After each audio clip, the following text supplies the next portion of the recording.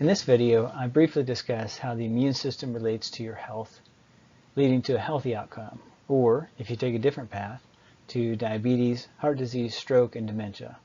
Ultimately, to properly treat the immune system, we must support all other body systems, since it both affects and is affected by all others.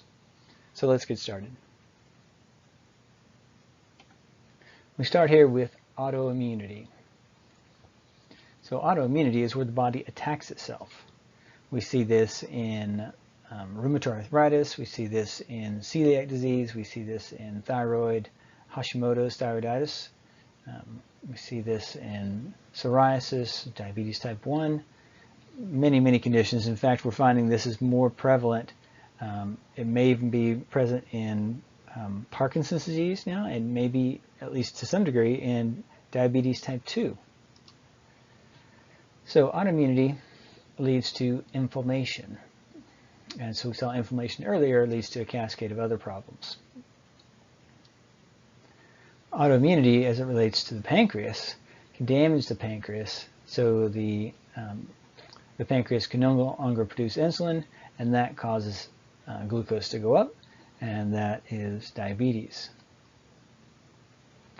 Starting from inflammation, inflammation can also contribute to autoimmunity.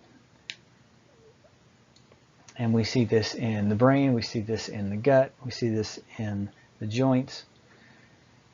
One leads to the other, and the other leads back to the first.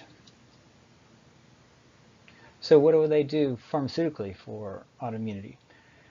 Well, they'll start with anti-inflammatories, and then they'll proceed on to corticosteroids, which will convert proteins, immune cells, into sugar, essentially. And then they'll continue on to immune suppressing medications if the first two are insufficient. So what can you do naturally? Well, the I here stands for the internal environment. There's lots of things to do, and really anytime we're looking at the internal environment, we're looking at all of diet and activity and supplementation to bring to bear on this internal environment. But in this case, your intestinal function is particularly key because the intestines includes 80% of your immune system is in your gastrointestinal tract, so this is really key.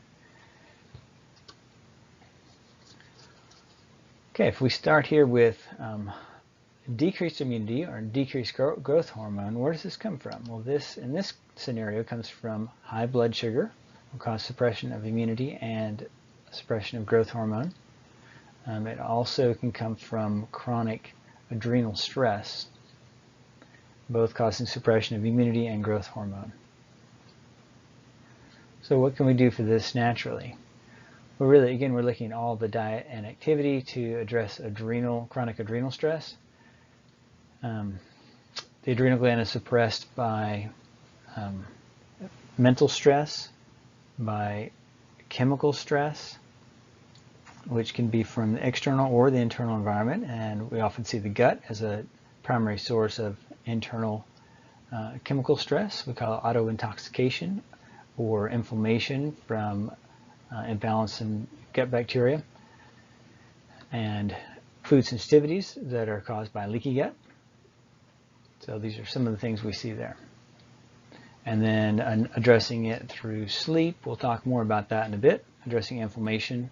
So inflammation, pain, and these are two sources of stress to the adrenal gland. But we also have high blood sugar. High blood sugar is also a stressor to the adrenal gland. And so to correct that, we reverse those things as much as we can. We address the factors that are modifiable. Thank you for joining me on the journey of learning how your immune system becomes compromised or healthier as it relates to what you eat, drink, breathe, think, move, and sleep. Next time, we'll talk about intestinal solutions for free radicals from healing your gut. This has been Dr. Jay Hobbs from Synergy Chiropractic and Natural Health. You can visit us at vicellusynergy.com. Thank you, have a wonderful day, and may God bless you.